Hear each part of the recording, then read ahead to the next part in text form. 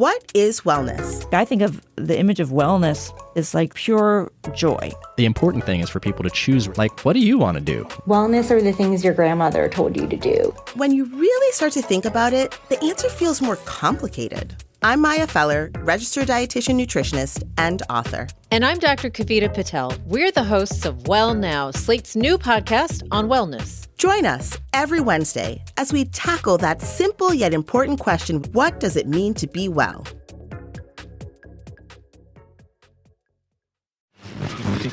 Edit audio. Hi, everybody. Guess who's in the room with me? My lady friend Mary. Hi. I brought her in because I wanted to talk about how we got today's guest. So this was around Christmas time, and we're sitting at the dining room table of Mary's dad's house, like picture a tiny little house in Ohio. And we are 100% hiding from the HGTV show that is on volume 1000 in the living room. And Mary's niece, my niece by marriage, and I are talking about career and changes and being stuck and not knowing what it is that you want to do with your work life. And I'm all, let's talk about this career shift. Oh my God, have you thought about X? Have you thought about Y? Have you thought about Z? And I was like, whoa, wait, you should do this on Robin's podcast. I was like, yes, Mary, yes. And I turned to Megan and I said, listen, I am really going to need to get into all of your personal business. Are you ready? And Megan, right, Mary, she didn't even know what the podcast was about. She had like no idea. And she was like, of course. She was like, sure. Yeah, that sounds good. I'm in. Look at you booking my podcast, baby. You know, that's my second job is helping you book your podcast. I give you all the good ideas, Robin. I mean, it is true you do. You are like my Jane Wagner. You are my Jane Wagner to Lily Tomlin. And if you don't know who Jane Wagner is, people, you better look her up. I'm just saying. Look her up. She's hilarious. Hello, folks. I'm Robin Hopkins, and this is Well Adjusting, where I talk to people about life stuff, but, not in an NPR way, more like we're at the bar, and we're having cocktails, and I am getting into your business sort of way. Oh, we love a cocktail. Oh, and producer Steph is here, too. Oh, yeah, hi, that's me. Today we chat, when your ADHD clashes with your JOB. All right, people. Megan! Okay, I love her. She is a new mom who had a baby in a pandemic. She studied jazz. She worked in the film industry. Now she works as an aesthetician, which is just like a fancy word for waxing. I mean, I'm sure it's more than that, but that's what I know of it. So, rip. She's trying to figure out what the next act of her career should be and if she will ever find the job, all the while trying to manage her ADHD. And while I definitely feel like there is one job, like I want to be a performer, a writer, a creator, like that is it for me. I've always wanted that since I was like 5. But I know that that's not the case for many, many people. And I think, Mare, while I still have you here before I kick you out of my very fancy recording studio, AKA our bedroom, I want to say that you kind of feel like that too, don't you? Like that one job isn't everything you need in life, right? Am I putting words in your mouth? Well, I think that there's not one job that is everything for me because it's not so much what I'm doing, but how I do my job that gives me the most fulfillment. Like I feel the most fulfilled when I am really good at my job and I'm getting a lot of validation from that, from, the people that I work with, but also just knowing that I'm doing a good job and being a good employee, which is really kind of sad, really, when you think about it. I mean, we can deal with a therapist later for that, but I do want to say thank you once again for giving us today's guest. I love Megan. Mary loves Megan. You are going to love Megan. Let's just get into this. So I'm from DC. I was in Catholic school and my mom got a call and they were just like, I think it was in second grade. And the teacher was like, I refuse to teach your daughter. I'm not going to do it. Can you imagine second grade? Second We're grade. done with her. I was like such a problem child. And, she was just like, I absolutely refuse. And my mom was like, it's the middle of the school year. Like, what am I going to do? And she had said like, oh, I've worked with children who have different disabilities and stuff, and I don't want to do it anymore. That's why I started working here. So Great. Needless to say, I was in a class with 40 kids and I never paid attention. I was terrible at math. I don't know. I was so confident as a kid. I had no idea. I just went through life and was happy as a clam and just didn't know. And so my mom she found this school, and I started taking all of these tests to see, like, what is it? What do I have? And all these things. And it came back that, like, just full-blown ADHD, whatever that actually entails on some scale. And I got into, it's called the Lab School of Washington. And the government paid for me to go, luckily, because it's a very expensive school. But I took a test every single year. I was funded. Was it the test to see if you were improving, or to see, oh, yeah, she still got it? I guess to see if I still have it. It was the same test still every year. Yeah, exactly. And it's like one of those like weird aptitude tests. And I remember there's like a story at the very end of it. And it was like this woman, and there was like a woolly mammoth, and she was holding a baby. And it was like, this kind of caveman scene, and she's just like out with all these like rocks and cliffs and everything. And it was like, tell us what's happening here. And I wrote the same story for 7 years straight. I wrote the same story, but would just add more to it. Be like, oh my God, she found out she has an uncle. Like, I don't know. I would just keep adding to it. And I was like, I don't know the point of the story, but it was the same thing over and over and over again. So anyways, I ended up going there, and it was pretty life-changing to be surrounded by people who actually care. It made a huge difference. The biggest class I had in high school, I think, was my math class, and there were 8 kids in it. Oh, wow. So to have that one-on-one, to be able to ask questions, I mean, that's what I've really learned about myself, is that I'm going to ask everything. Oddly enough, I had so much confidence not knowing anything that when I was put in a situation where I was learning, or I was able to ask and not feel like I was going to be punished for wanting to know or not knowing the answer, it kind of took me down a couple notches because somebody was actually listening to me. Oh, so you're saying you were more confident before because you didn't know you didn't know. Like, and then once you realized, bliss. Yeah, and then once you realized you didn't know, you were like, oh shit, I'm in trouble. It was like, oh my God, I don't know anything. Yeah, exactly. That's kind of hilarious, though. In a way, that's like opposite of like how most people approach it. Most people are like, no, they don't know anything and have no confidence. And then as they gain things, they get more confident. Like, you were kind of the opposite. Well, I think that's so fascinating. I do it now where, like, as this role of, I've been an esthetician for 10 years, and now I'm managing the center that I work at. And, it's all these numbers and goals and everything we have to do. And I'm like, I don't know what I'm doing. And everyone's like, yes, you do. All right, listen, we're going to talk about career because, like, you started off as, like, in the movie industry, the behind-the-scenes production, and then you mentioned that you're an I can never say that word. Say it for me. Esthetician. But before we start to talk about that and, like, your career quandary, I was doing, like, a little bit of research about ADHD before the call, and it was, like, jobs that people with ADHD should be, and that was like number 6. Yeah. And it was about the constant transition of people and the keeping it new and all that. And I thought that was so interesting that you landed in a field that was designed for you in some ways. So my mom had me and my sister take an aptitude test when we were really little. Not aptitude, whatever it's called, like what your job should be when you grow up. How old were you when your mom made you take that test? Oh, I don't know, young, 8 or something like that. She just thought it'd be fun. So mine had all of that on it, like nurse, esthetician, anything like you just said. A lot of like people, all of that kind of stuff. And my sister's was, my sister, she's a scientist in a laboratory. Yeah, exactly. Let's talk about you landing in that field, and then let's talk about you have a kid, you have a husband, and now you're like in this more settled down life, and you're trying to figure out what is next? Like, you don't know if you like managing, and like, how is that all shaking out for you? So I was really, really done with waxing there. Not that I was like, oh, I hate it here, but I had done it for like 7 years, and I could wax in the dark with my eyes closed. I mean, it's so robotic, and I was like really done. I just felt so like my brain was atrophying. It wasn't being challenged whatsoever, and I had Charlie. Marco started school. The pandemic hit. It was just like this culmination of all these things. And so you couldn't actually do your job for a while there.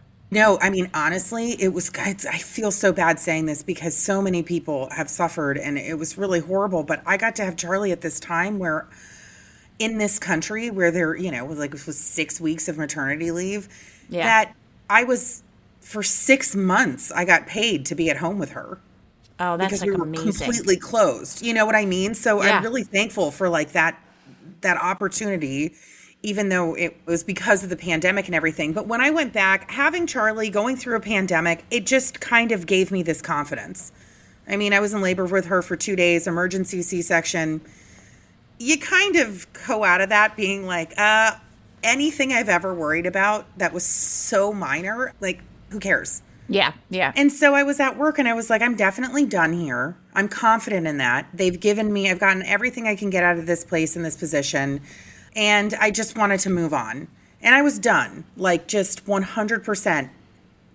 And I had talked to all my guests about it. I was just like, I don't know, it's like a therapy session in there for them and for me. You're like, yeah, I'm like, oh my God. What should I do? To your knees, to your chest. Also, I'm having this like problem right now. Yeah, it's literally, that is exactly what it's like. There's something so funny about somebody's vagina full up in the air and you're like, I'm just not sure what I should do with my career. Rip. I feel stuck. Okay, now breathe in. Okay, yeah, no, really. I mean, this is going to sting. Rip. So for 7 years straight, that is exactly what I did. Waxing your labia while we talk about our problems. So I, all of a sudden, get this text message from my manager, and he was like, hey, Guy, who's our operations manager, wants to have a meeting with you. And I was like, oh my God, am I getting fired? Like, what's happening? Does he know I don't want to do this anymore? I know. I was like, can they hear me in here? And although I am so loud, I'm sure everyone heard everything. Probably. Most likely. But yeah, so they sit down and they're like, well, my manager was leaving. And they were like, he referred you to be manager here. And they were like, oh, by the way, he's leaving and you have 2 days to decide. And I was like, and so I was like, I literally have nothing to lose. Yeah. You know what I mean? Except for maybe my job, but I was already planning to leave anyways. So like, who cares? And this feeling of being like, when you kind of feel like you have nothing left to lose, the interview that I had with my operations manager, I've never been so honest in my entire life. I wasn't going to pretend I knew things I didn't know. Mm-hmm. What's the point? I just wasn't going to like sugarcoat anything. I was like, oh, by the way, I'm super ADHD. If this job is like me organizing everything, it's not going to happen. Maybe I'll learn to do it, but please don't expect that of me because at this point, that's not what you're going to see. And I can't spend this job trying to make it seem, I'm not Amelia Bedelia, but I'm not like, the most organized human on the planet. And he was like, oh, well, thank you for saying that. And I was like, yeah, I mean, I really just had nothing to lose. Isn't that funny how sometimes when you have nothing on the table, it's like your best interview ever because you're just saying like it is. You're coming in with what you can and can't do. And they're like, all right, we'll give her a shot. And I think that allows what you're actually doing is kind of opening the door for you to just learn new stuff. You know what I mean? It's not like, well, I'm just not like that and I don't care and I'm never going to be like that. It's like, oh, well, I don't know how to do that. I hope I learn to through this job. And I hope that this gives me the opportunity to do something like that. And I think that right there, I mean, if you go into a job saying, I'm going to be perfect at this, you're going to fail. Yeah, because you're not. You're not going to be perfect. No.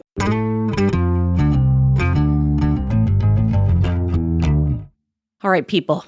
Raise your hand if you have ever been personally exhausted by email, right? Same, friend, same. We're all so constantly inundated with email. And if you're like me, going through your inbox becomes less about responding to everything and more about just finding a way to keep tabs on the messages that really matter, like the ones from the school telling me my kids are in trouble that I get all the time. Anyway, that's where SaneBox comes in. Think of it as an EMT for your email. as messages flow in, SaneBox does the triage for you, sifting only the important emails in your inbox and directing all the other distracting stuff, you know what I'm talking about, into your Sane Later folder. So you know what messages you need to pay attention to now and what stuff you can get to, like eventually after maybe a nap or, I don't know, a cocktail. It also, and I know I'm waxing poetically, but it has some very handy features like the Sane Black Hole, where you can drag messages from annoying senders that you never want to hear from again. Bye, friend. Oh, and it also has Sane reminders to ping you if someone hasn't replied to your email by a certain date. I mean, nothing like having to follow up on your follow-up, am I right? All right, best of all, you can use SaneBox with any email client or phone anywhere you check your email. I mean, come on. See how SaneBox can magically remove distractions from your inbox with a free 2-week trial. That's a deal. Visit sanebox.com/well today to start your trial, and you're going to get a $25 credit. That's sanebox.com/WELL. Go ahead, folks. Get it.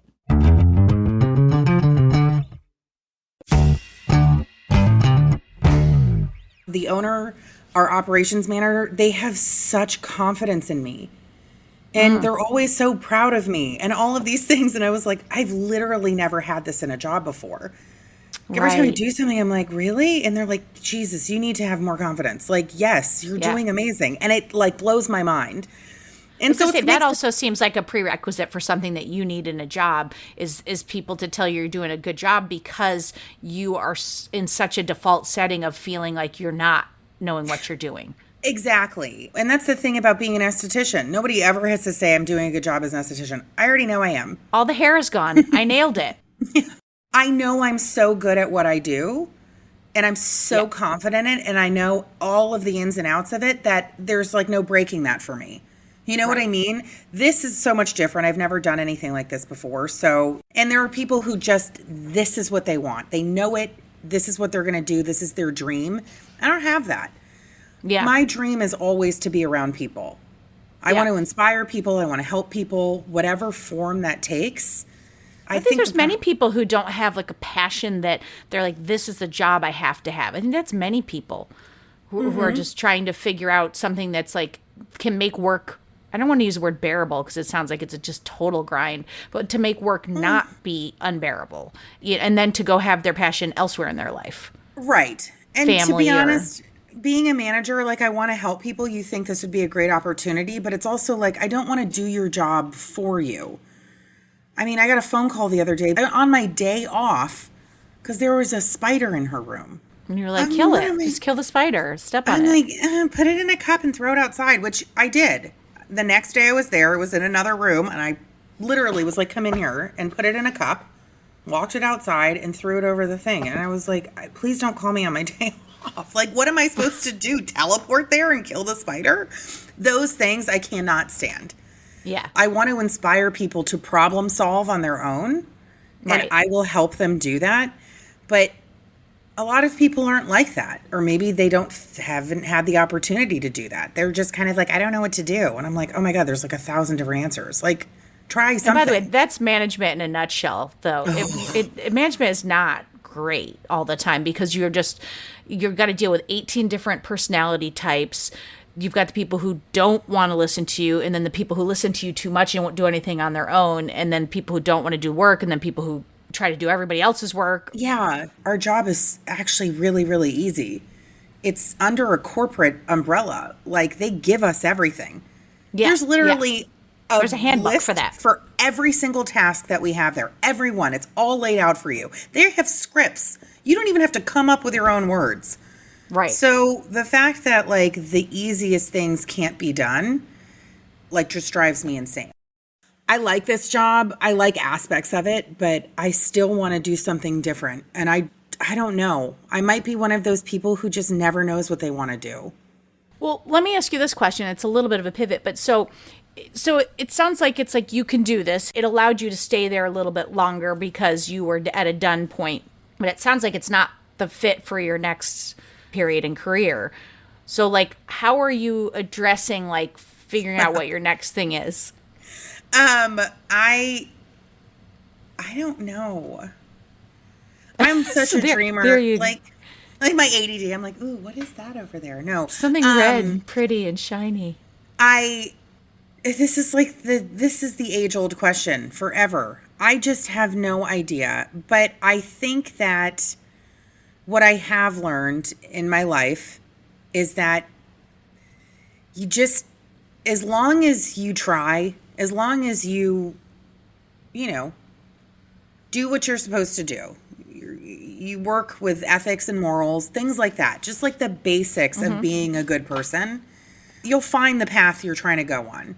So you think the next thing's going to show up as long as you're just making the next right action? Well, I don't think.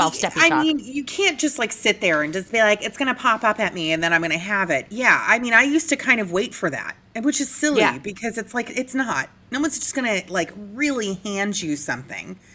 But although that's what happened to me in this job, which is kind of weird. But, You're like, however, that has happened to me several times. However, that is literally how I've gone through my life. No, I just think that, like, I want to make Charlie proud. Like, I want to make my daughter proud of me.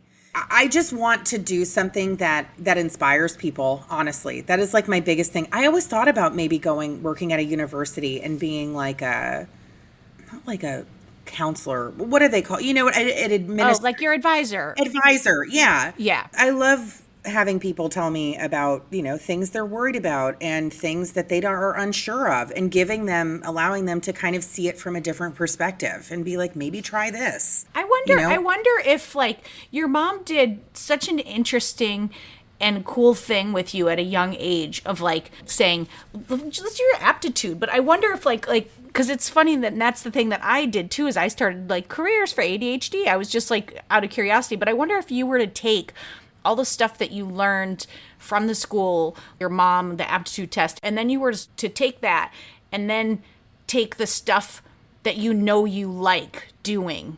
Like, you like being with people, you like advising and helping, you want to make a difference.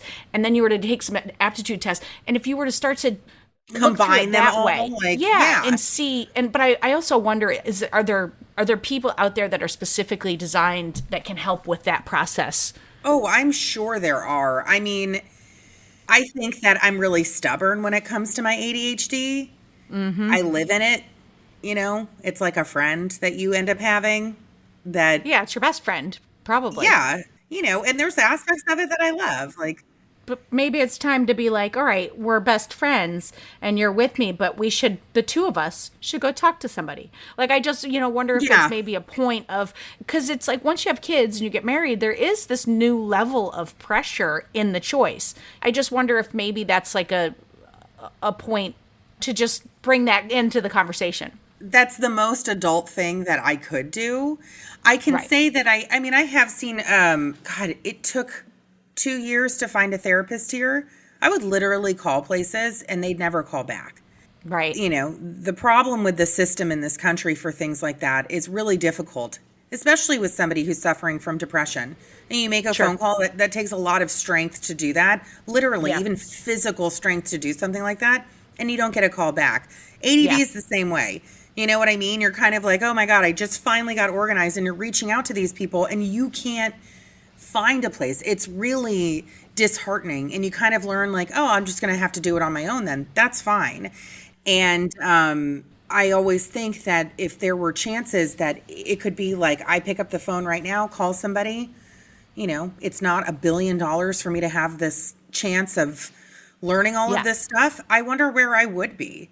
I mean, the truth is you can make excuses all day and everything. And, and I think that I always just have to I want to do everything at once. You know what I mean? Baby steps are really hard for me. Yeah. I want to go all in all the time. That's it. I'm changing everything I do, throw everything out and let's start anew. It's so dramatic, which I've always been so dramatic. And it's just like, first of all, I'm never actually going to do that. You know what I mean? And then it sounds exhausting. And so little by little, I'm just like baby steps, I want to do it now. I want to leave my job now. I want to find a new place now. I want to know the answer if I have another job. Like, it's going to take some time.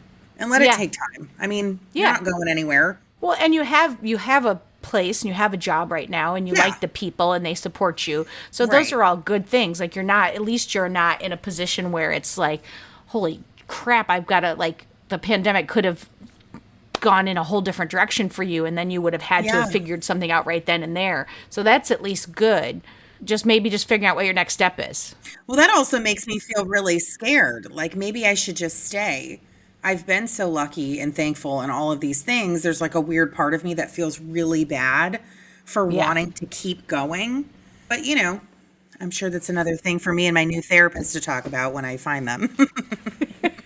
But it's business. I think sometimes I remind myself, like, my old boss, great guy, one of our expert of the days. And he used to talk about layoffs at corporations. And he would say, Robin, you need to remember that at some point in time, our names have been on the list.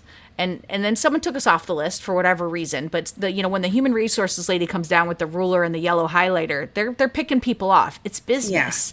And you're it's great that they've been supportive of you. But like, I mean, I hate to say like loyalty doesn't exist in business, but it does to the extent of as long as a person can carry you. But when they can't carry you anymore, and that's the best case. In the worst case, you're a line on a piece of paper with the highlighter. You know, it's just, maybe your personality separates you from the other guy who makes the same exact amount of money of you. But if there's somebody who's a dink but makes $25,000 less than you, guess what? They got a quota to hit, you're going. So it's like, I think sometimes we have to remind ourselves it's business and you have to ultimately do what's best for your family and for you. Right. And I can tell you right now, you saying it's business, like that, this is where my my kind of like ignorance and naivete, if you will, is like, no, but they're people. Like business, this kind of like number, goal, whatever. I'm like, I've asked so many different managers when I first started, how do you get, I can't even get my front desk staff to stand up out of their chair when, new guests walk in. And they're like, oh, I just get rid of the chairs. And I was like, oh, I'm not doing that. I can't do that. Yeah. Yeah. Like, is it really that important enough to do something like that? Or maybe you can have a conversation and connect. And I've realized that like my side of it is like, oh, we'll talk about this until you literally want to leave this job. Yeah. I bet they would probably be easier for them if I just took the chair away. Yeah. Because I'm going to sit down and like grab my guitar and we're going to talk this out. And everyone's like, oh my God, I'll just stand up. I don't even care anymore. Like, that's how I do things. I'm like, let's talk about what's going on. And everyone's like, nope, I got it. I'm never going to not do that again. And I'm like, oh, okay. You know what I mean? The fear of you talking to them about their feelings is worse than like standing. 45 minutes later of like me telling some story about some time I didn't stand up and everyone's like, I hate it here. But that is just who I don't know if I ever want to turn that off. And I don't think I can. I think you need to flip this on its head. And instead of looking at it like, I'm not this, they need me to be this, I think you need to just look at what you are and distill that down and then look for the match for what you are. I do think to a certain extent we are who we are. Mm-hmm. You bring your personal sense into a business environment. And some of it you have to adapt and adjust to the corporation. Like you can't go in and just like be topless at your corporation. I mean, I don't know. Maybe you can if you work at a producer staff the same. Maybe you can. This job's sounding amazing. Maybe you're a dancer. So that's different topless. But I'm saying you can't, you have to follow a certain set of rules. But at the same time, you also have to find the thing that fits who you are. Because if you're constantly trying to take a square and jam it into a round peg hole, it's just misery for the corporation or the business and you. And then nobody's happy. And you're just going to get fired or you're going to quit. So like I say, flip this with your new therapist and start to distill a list of who you are and what you love and what you're great at, and then start to look for the thing that matches that. And honestly, like that as a problem solving, solution, it's a really simple idea. One that it's almost so like, write down the things you love. Write down the things that have that. I mean, and that's where my brain, I'm thinking of so many extravagant, huge, big things. That's something. Well, and that's why the ADHD is something that you need to acknowledge that your best friend is with you, and you need to do this. Like for me, I would write it down as a simple list, but we've talked to other people with ADHD who are like, oh, and then the list gets too crazy, and then I'm obsessed about how long the list is. So it's like that's also, why I'm going to lose the list. I'm just going to tell you this right now, and it's going to be on a list. And it's like a scrap of paper and it's somewhere and I probably threw it out or I wrote other things on it. And that's why it's like helpful to have a therapist or someone who will help you manage the way you do this process. Yes. But I really like that idea.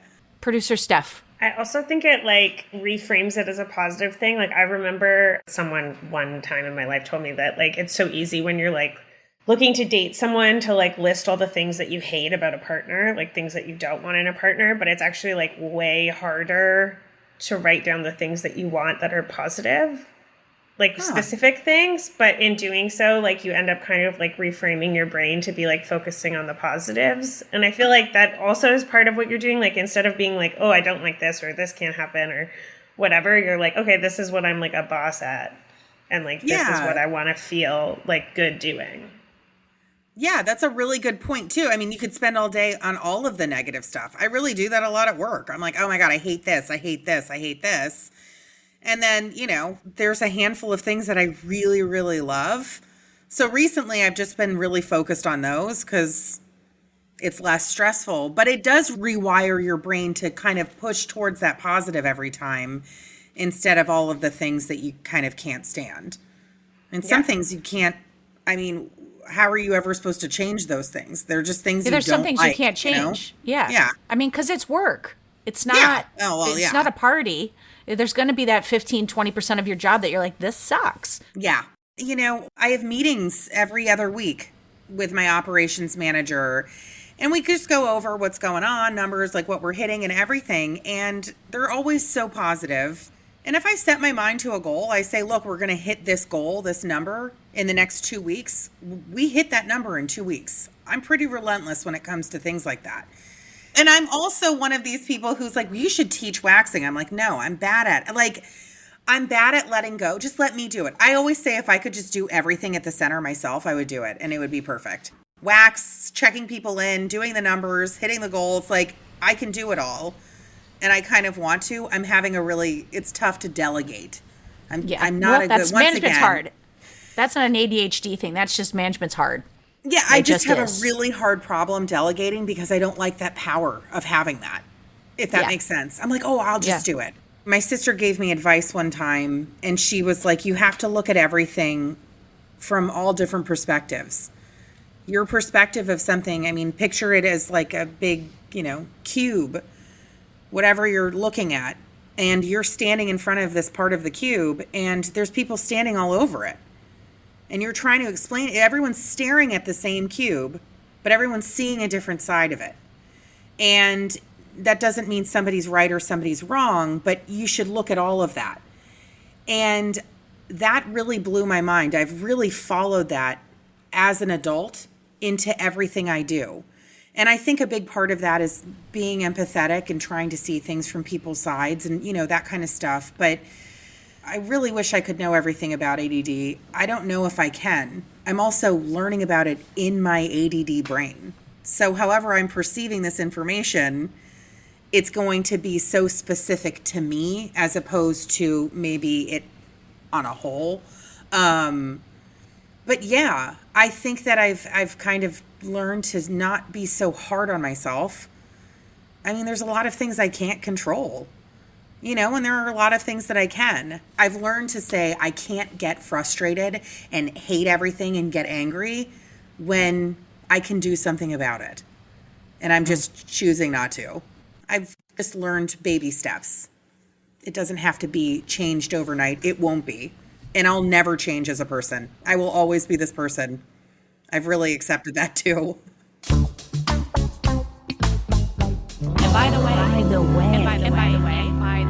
And by the way.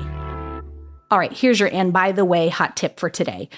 No decision you make about your career or your life, for that matter, is forever. You can take a job, stay for a year, and decide it's not the right fit, and then you could just move the hell on to the next one. You always have the right to change, and it is never too late to do that. I don't care if you are 75 years old.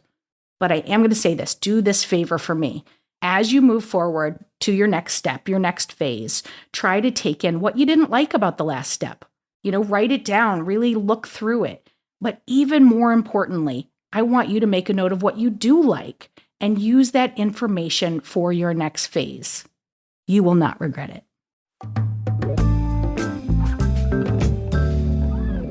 Okay, folks, it's that time in the podcast where we get a little advice from someone who's, well, not me. So let's chat with Dolores. She's going to give us some tips on how to figure out what's next in your life. Take it away, Dolores. I have been in social work for about 32 years. My focus has always been on empowerment of my clients because I'm not going to be everywhere they are. And they need to be able to do some of the work that they need to do when they're out there on those mean streets. We don't have a lot of space these days to dream big, to dream huge, because most of the time it's like, be realistic. When we are looking for our passion, most of the time we look outside. It might be really useful to look inside to see what's the passion inside. Having a new baby, so many things change. Your sex life changes. Your relationship with your mate changes. Your focus in life changes. And planning for a future for another, which is something that you may not have really considered on that depth before. So it's perfect because what can be available in this moment is something that could not have been available before. Your biggest clue is how you feel. Are you happy? If not, that means you ain't in the right place. But so much of the time, we don't pay attention to how we feel. It's like not important. It's like I got to pay the bills. I got to go to work. I got to do this. I got to make him happy. I got to make her happy. What about my mother? What about you? If we are feeling enlivened, inspired, and turned on and happy, we're going in the right direction. If we're feeling disturbed, unsure, just not happy, then take another step back and see what else you can do. Is there another path you can take? Can you just turn a little bit and take a step and see if that makes you feel any better? I mean, it's all about just like step at a time. But the big part is we have to begin to pay attention to ourselves and how we feel. There's nothing wrong with that. In fact, it's critical. We can't give to other people the joy of living if we don't know anything about it, if we're nowhere near it.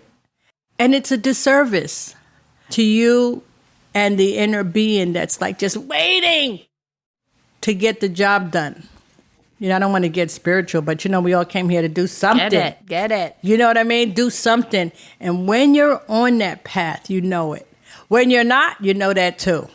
And sometimes you got to say, I got to back out right now. I got to go this way. I'll see y'all later, though. I can't hang right now.